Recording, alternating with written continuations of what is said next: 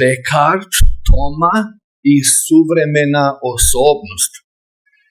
Predavanje će održati sveučilišni profesor Dr.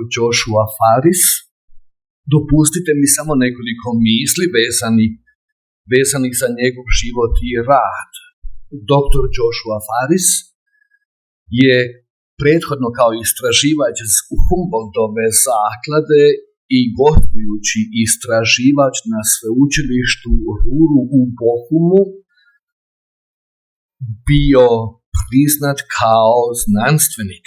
Također je predavao i kao gostujući profesor na National sveučilištu i Londonskoj školi teologije. Istodobno bio je predavač u sklopu Mandline bogoslovije na sveučilištu St. Mary of the Lake. Suradnik je na The Creation projektu i na Hitchrop College-u. Predavao je i na nekoliko drugih sveučilišta filozofiju i teologiju, objavio je više od 50 recenziranih članaka i poglavlja u raznim časopisima iz filozofije religije, analitičke teologije, sustavne teologije, povijesti i interdisciplinarnih studija. Objavljivao je također, a mogu se i pronaći, brojni prilozi na raznim portalima. Nedavno je završio novu monografiju pod naslovom Stvaranje sepstva, a urednik je i knjige Podrijetlo duše. U ime svih nas, sudionika ovoga simpozija, zahvaljujem profesoru Joshu Farrisu na otvorenosti za suradnju, na njegovu dolasku u malo Đakovo. On dolazi znači iz velikoga svijeta, iz velikih gradova, ali nadam se da će naše malo Đakovo kroz prizmu velike i širokogrudne dobrodošlice i njemu ostati u lijepom sjećanju. Good morning. It's good to be with you. Thanks for having me. I'm very appreciative of Jakova and the Catholic faculty, the dean, and especially Shimo and Jacob. Yes, we've had a great time already. Two things that stand out about Croatia that I love is the food and the hospitality is wonderful here. It's really delightful. So you can see the title, Thomism, Cartesian Persons and Contemporary Theology. Ladies and gentlemen, esteemed colleagues and enthusiasts of theological anthropology, I stand today to inject a surge of energy into our exploration of Descartes' promise with theological anthropology. So buckle up, we're going to have some challenges, and we're going to go on a journey together as we seek to understand what it means to be human. So let's dive in. We're often, I think many of us, inclined toward a kind of Thomism or Aristotelianism, aren't we? Thomism is kind of the comfort food. It's cozy, it's familiar. But I'm going to shake things up a little bit.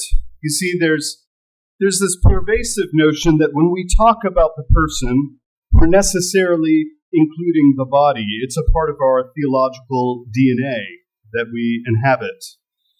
But I'm going to suggest to you that there's a different frame that maybe we've been overlooking that we need to reconsider.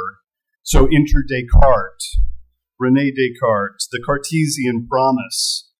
Descartes dared to challenge, and he stayed the status quo by suggesting, perhaps I am my soul. And it's a radical notion, but I think it's clear. You see, by embracing the Cartesian framework, we open ourselves up to a world of possibilities that we can reconcile the kind of pesky ambiguities, the metaphysical muddles, and embrace the clarity that Descartes offers us. So you might be thinking, well, what about Thomism? Aren't we betraying our roots by straying from the tried and true path of Thomas Aquinas? Well, I think, fear not, if there is a way that we can reconcile the benefits of Thomism regarding the body, his relational ontology, with the more fundamental, salient, and clear point given by Descartes, then I think we should. In fact, I would argue that contemporary theological Thomists are already unwittingly doing this. They are dabbling in a bit of Cartesian thought, often and I'll show that in a moment. So let's not forget the body, the vessel which we experience the world. Descartes may have been accused of neglecting it, but I'm here to set the record straight. A Cartesian framework has the capacity to accommodate a rich theological view of the body and one that transcends the limitations of Thomist ontology.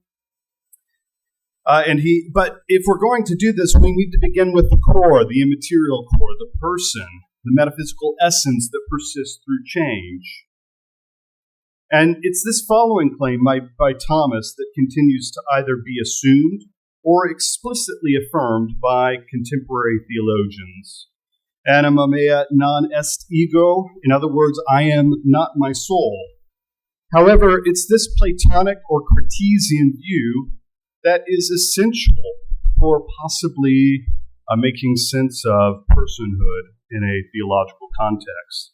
And it's this claim that in varying ways and forms that wishes to include a certain desiderata of the body in identity that leads contemporary theological Thomists into the mystery, but also a metaphysical muddle and ambiguity that is reconciled in Cartesian anthropology. So, a Cartesian anthropology should serve, I think, as the philosophical underpinnings that satisfy certain contemporary theological. So, for example, 1, theology has a distinctive contribution to the notion of what it means to be a human, generally, and a person specifically. It has, 2, the possibility of satisfying what Robert Spaman talked about as being someone rather than something. And 3, theological persons are distinctively operating out of a kind of Trinitarianism, Christology, per Ratzinger. 4, Thomas's and Aristotle's claim that I am my whole body, soul composite, unfortunately does not articulate the ontology of being me, or being someone that is distinctively affirmed by contemporary theological Thomists, as argued by the likes of the modern philosopher Stephen Priest. 5, a personalizing of the body is habitable in a Platonic Cartesian account of persons per Descartes in some of his interpreters. So that's the broad picture, the background to the intro, and this is a part of a larger project that I hope to explore in a bit more detail as we move along. So I will argue that a Cartesian anthropology is not only the correct route for affirming personal identity, contra Thomas and Aristotle, but that it has the resources to account for 2 features. Thereby we're going to focus on point 4. First, I will argue that the Cartesian account satisfies a third-person account that has properties distinct from the body. And second, the Cartesian account has the possibility of accounting for the first-person properties. In other words, the third-person properties and the first-person properties are arguably satisfied. And sometimes less is really more. In this case, Cartesianism, in terms of its ontological commitments, is less, but it supplies more than Thomism due to its more complicated ontology. Briefly, I want to take a look at, in at least recent history, contemporary interpreter of Thomas Ratzinger's persons and ambiguity. I want to survey Ratzinger's approach and lay out his salient thoughts as it pertains to a theological anthropology of persons, and offer a kind of critique of Thomistic anthropology by considering a positive argument that undermines Thomas's anti-Plato thesis on the person. Thomas can't do it. I think Descartes can. So often this discussion actually hinges on a central fact concerning the human body. Yet it's this body that is not in question in terms of its significance, per se, but in terms of personal identity that needs a bit of spelling out. So I agree with many of the theologians that theology actually provides us with some contribution to understanding the human person. Christian theology has its own contribution. In fact, the historical deliberations over personhood dictate this to us. Stephen Priest rightly states the following, which is relevant to our discussions. He says, quote, "All philosophical questions have theological answers," end quote. But we can't do this by conflating the person with the body and obfuscating what is philosophically clear in Descartes with what is chalked up to a theological importing of ideas to or from the body. In other words, while theology has an important place and an informing role on matters of the person, which both Thomist and Cartesian proponents can and often admit, it does not follow that theology can collapse what is philosophically clear, determinative, certain, and subsuming under a philosophy that is disguised as theology. In possibly the best and most succinct summary of Ratzinger's view of the person, he states the following in his important article. Quote, "The concept of person, as well as the idea that stands behind this concept, is a product of Christian theology.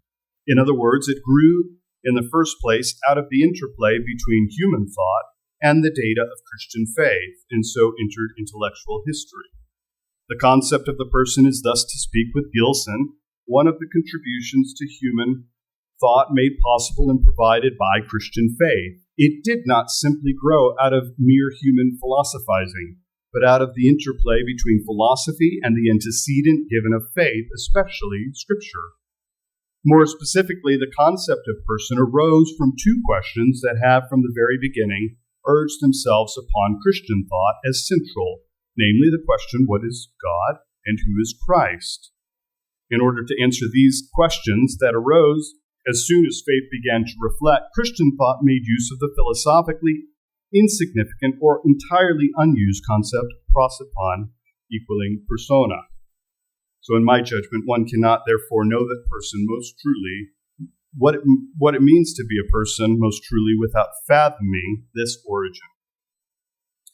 So it's important to spend some time summarizing his view briefly, and then we'll move on to the critique, a theological summary of Ratzinger's Thomist anthropology. What do we learn from Ratzinger? Quite a bit. In his article concerning the notion of the person in theology, an important article, he states, and I think we can summarize his article in 4 points. Persons, one, grew out of the reading of the Bible. It's an important point. As is prosopon, role, place, and mask. I agree with the statement in many respects, but I think it's important to point out that it must not conflate the sort of underpinnings with that which is theologically unnecessary. And I think he does maybe a bit of this. 2, persons as relation. Ratzinger reinforces this point in another important place when he says, this fundamental law of human existence, which Matthew 10:36 understands in the context of salvation, objectively characterizes the nature of the Spirit which comes to itself and actualizes its fullness only by going away from itself. And that's an important point about his relational ontology. It's important to highlight this feature in theological anthropology, no doubt. Whilst at one level persons are in relation, persons exist in some communal sense, the ontological category does nothing more for his philosophical underpinnings and his theological view than does substance. And as relations themselves presuppose relata, so it is better to make sense of theological anthropology with substantival philosophy. More on this in a moment. 3, persons as God-directed. In this, Ratzinger denies that Augustine was right to situate his anthropology as related to God through a substantialist lens. However, I don't think the theological point can be affirmed, nor should it be on the reason just mentioned. In fact, if God himself is a substance, then I think we have good theological reasons to affirm that we are substances given... Slow down. Far too fast? Okay. How are we doing on time? Plenty of time? Okay. Persons as God directed. But I think we have philosophical reasons as well. Number 4, persons are best made sense of by Christ, the divine human. And this is undoubtedly true and something of dogmatic Christian theology that is quite clear. But I think none of this that's been said thus far yields a relational ontology as being somehow fundamental to the theological process. Certainly humanity is disclosed through Christ, being the divine human. Christ exemplifies the completeness of humanity. But again, the question must be raised, does this rule out the substantialist ontology of Augustine? And I don't think that it does. The bracketing of personhood with the quote-unquote we is important as a departure for a conception of personhood that is deeply theological. This much of what Ratzinger says seems right. But I don't think that we need to jettison a substantialist ontology in favor of a relational ontology. So there are, in Thomism, there are often different views of what it means to be a person. Certainly Ratzinger affirms something of a kind of relational ontology, but there are others who affirm something of a kind of body view of personal identity, or what it means to be a person. But neither relational views or body views do the work necessary for making sense of the person, which has been called in other places the problem of the I, the self-description, being someone, etc. Thomas affirms that when you prefer or refer to the I, you are not referring to the soul or the mind, as with Plato or Descartes, but to the whole being. And while there is some motivation for thinking that the whole person is being referred to, there is nothing in Platonic or Cartesian views that would undermine the possibility of affirming that when referring to the human being, when the reference is primarily and firstly given to the soul. The concern with Thomas's view is that his ontology, as it is characteristically informed by Aristotle, is an insufficient account of persons. In this way, if we have positive knowledge of what it means to be a person, and we have positive knowledge of what it means to be a body, even if only known mediated, and not immediately, then we can say that there is a third-person type of knowledge that rules out the fact that bodies are, strictly speaking, the ground or the relata for personhood. In fact, it is strictly speaking not the case, and the view that has the possibility of being true is the Cartesian view. So following Ratzinger as one of the important contemporary theological Thomists, again, there are relational views and body views. So I want to say that if we're going to push towards some kind of substantival view, then we have some options on the table, some common options within the literature, particularly on how it is that we describe the person. One, there's dualism, the idea that there is a soul-body, some kind of soul-body unit, or possibly some form of idealism. Two, there is materialism, the idea that we are solely material arrangements, complex arrangements. Three, some brand of compound or soul-body arrangements, often associated, or matter-form arrangements, associated with hylomorphism, Aristotelianism, or Thomism.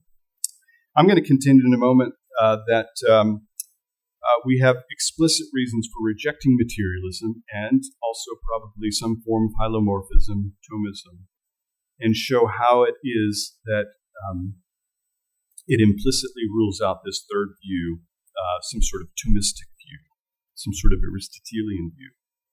And that brings us to the duplicate problem, at least one version of the duplicate problem.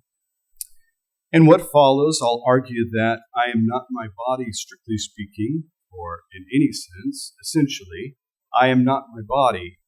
If this is the case, and we can show that I know positively that I am something other than my body, say a soul, a mind, or an immaterial substance, then it follows that any view that affirms that I am a body, either 2, materialism above, or 3, hylomorphism above, is false and shouldn't be considered a theologically rich option for constructive theological anthropology.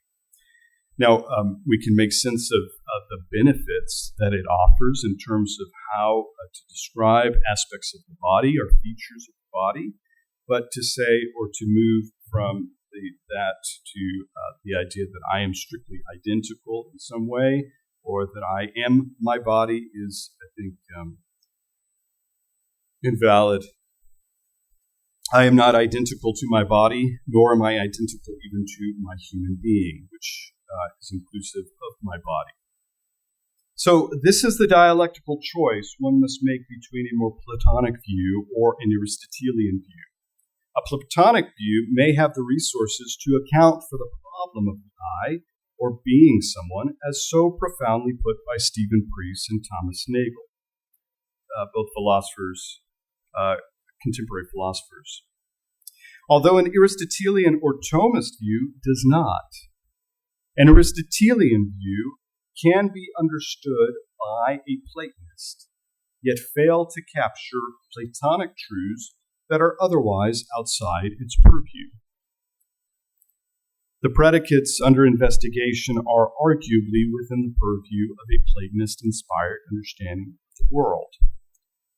And so it goes that the Aristotelian view of the world just doesn't have the resources to adequately account for the I, or the conception one has of self, of being someone. This problem of the I is illustrated in one way by the duplicate problem for physicalism or any similar ontology. So let's talk about this for a moment. Frank Jackson, the philosopher, defines a minimal physical duplicate in this way.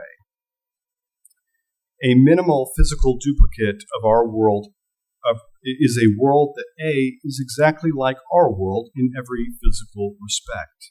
Instantiated property for instantiated property.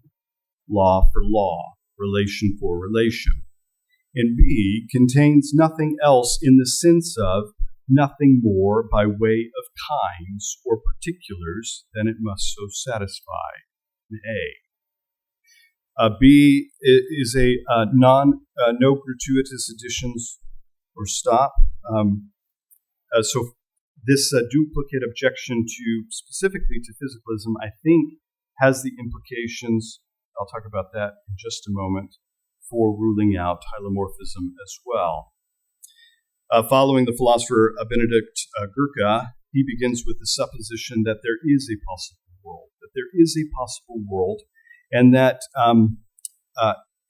if it has assuming it has a minimal physical duplicate in the way just described, the actual world, but it does not have what we might call a duplicate simplicator of the world actualized. So that's an important point. It does not have a duplicate simplicator of the world actualized, or you might call it a perfect duplicate of the world actualized. So, in other words, not everything that can be said to be physical, because that would require that everything in the actual world would exhaust the possibilities, but they do not. So not even a form of physicalism called supervenience physicalism could be true. Jaegwon Kim defines the supervenient physicalism as follows, quote, mental properties strongly supervene on physical properties. That is, if any system S instantiates mental property M at T, there necessarily exists a physical property P such that S instantiates P at T, and necessarily anything instantiating P at any time instantiates M at that time. So M for mental, P for physical. For if there were one fact that would instantiate that was not physical in the actual world, that would only amount to a minimal physical duplicate and not a duplicate simplicature or a perfect duplicate. So following one philosopher, Rene Descartes, quote, "For if physically indistinguishable items could differ mentally, then mentality would be at least partly a function of something other than physical properties.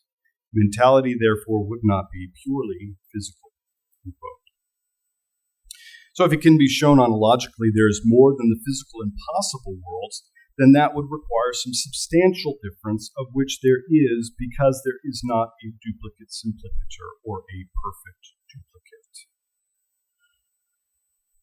So the idea is that there is something that is not duplicated, at least perfectly. There is a duplicate simplicature in this actualized world, but it's conceivable, perfectly conceivable, that in a possible world that there could be a physical duplicate, but not necessarily a duplicate simplicature or a perfect duplicate, not the exact duplicate, because there would be one characterizing property that would distinguish the person from the body itself, from the body.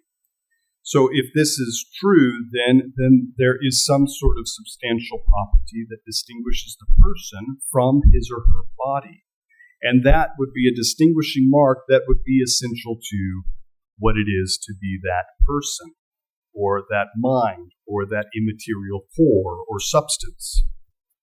So this exemplifies the argument earlier that relations itself require relata, and that there must be some sort of appropriate substance in which to ground the relations in which we're describing, in which to describe also the properties that those substances exhibit or instantiate.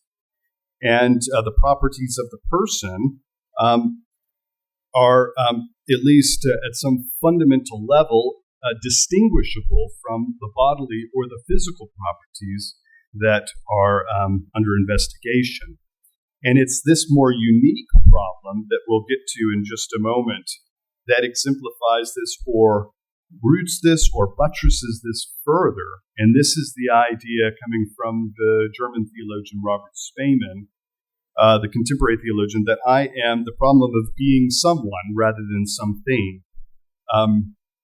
I think this is actually quite naturally habitable in a kind of Cartesian framework rather than Thomism, although ironically Spemann affirms some version of Aristotelianism and Thomism in his book, Persons, his famous book. So the problem for materialism or physicalism is that there are facts or properties that cannot be captured in a physical frame or in a bodily frame.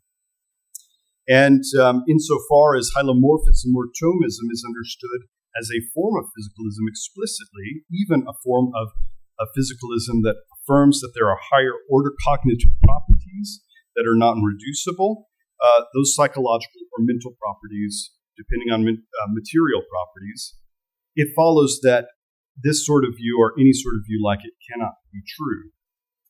But even more, so long as positively the person is distinct from the material body, then this raises a question as to what of the ontology needed for the person. One, it seems it must affirm some mentalist or immaterial ontology, either a dualism or idealism, or otherwise, possibly, although there's problems, neutral monism. For one to affirm Thomism, one would have to reject that we have a clear and positive notion of both the person and the body, and affirm that material substances are at least distinct all the way down.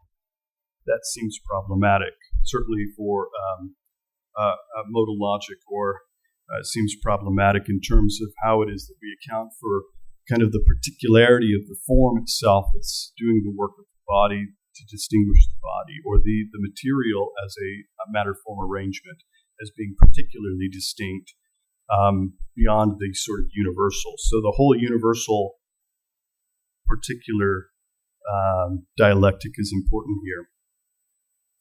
The problem of the I, or being someone, is a problem for materialism as well as Thomism. There is a problem with one's existence, that someone is oneself. Because someone is oneself, one cannot, or one can be puzzled why one is born as a particular human being. Because it's, quote, striking and puzzling fact that out of all the people there have been and will be, you yourself are one of them, end quote. It is an astonishing fact that one of those persons in the world is the locus of my consciousness, the point of view from which I observe and act on the world. The problem of one's existence is that there is a being such that this being's body and experiences happen to be my body and experiences. However, I can only be surprised by that the body and experiences of the human being, say it's Thomas Nagel, or my body and experiences, if I myself, Joshua Farris, am not identical with the human being Nagel. So Nagel is correct when he says, quote, it can seem that as far as what I really am is concerned, any relation I may have to Thomas Nagel or any other objectively specified person must be an accidental and arbitrary. I may occupy Thomas Nagel or see the world through the eyes of Thomas Nagel, but I can't be Thomas Nagel. So if what I really am is not identical to a certain human being, and if what I really am only exemplifies the property of being the one to whom the body and experiences of a certain human being belong, then it is false that what I really am is identical with a particular human being. So refuting that I am my human being, if by human being means body. And I'm not sure when we started, actually. So I'll try to conclude here shortly. Particulars, substances. Particulars, substances instantiate properties either essentially or contingently. The identity of the person yields a substantial answer, and the substance itself is something other than the human being itself, is defined as identical in some way to the body. It's possible that one would have the human being defined as identical to a body that is different simplicature from the human being I am. If that is the case, then it rules out all versions of physicalism, but it also seems, once again, to rule out hylomorphism and Thomism, assuming those views presume the body in the definition of the human being, where the sufficient designation of human being includes the body. More than this, the argument set forth by people like Benedict Gurke rules out both body and relational views of persons. My self-abscription, my I predicate, is substantial because it is distinguished by the predicates of my duplicate in another possible world, where there could be another possible body that is at least a minimal physical duplicate.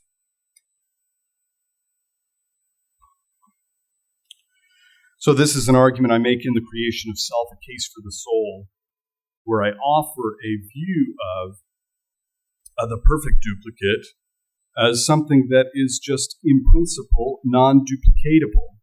And so there is this whole more fundamental problem between the general and the particular of the person itself, of which we have some sort of positive knowledge of, or some sort of positive property, some sort of access to the fact that I am me and you are you, and that property is distinguishable from the properties that are descriptive of the bodies. So this whole problem of generality versus particularity exemplifies once again this problem of being someone rather than something in Robert Spaman's view. And this means, as Stephen Priest says or points out, that no empirical property will do the work of designating the person, the I, or being someone rather than something. There is something else going on that is exemplified or accessible privately by the particular mind in question that has it. And we all have minds, or I think, at least I'm assuming we do, as I interact with everyone. So my suggestion today is really this. I think, and this is, again, a part of a larger project that I hope to explore and in different ways as I think about different models of how we think about the body in relation to personhood itself. Let's embrace the spirit of Descartes. I think the basic idea that Descartes had continues to stay with us even in neuroscience, as the neuroscientists continue to explicitly on the surface reject the notion that I am my soul or something of the sort, some sort of mind distinct from the body, and actually implicitly affirms it. So let's shake off the shackles of convention and dare to imagine a theological anthropology that is vibrant and dynamic. With Descartes as our guide, along with the insights of contemporary Thomist anthropology, I think there's some possibilities that are open. There's some live possibilities that we can think about and explore. Of course, this would render some of the more fundamental claims of contemporary Thomist interpreters problematic. But I think it's, unfortunately, that's something we must do if we want to get clear on the nature of personhood. Thank you.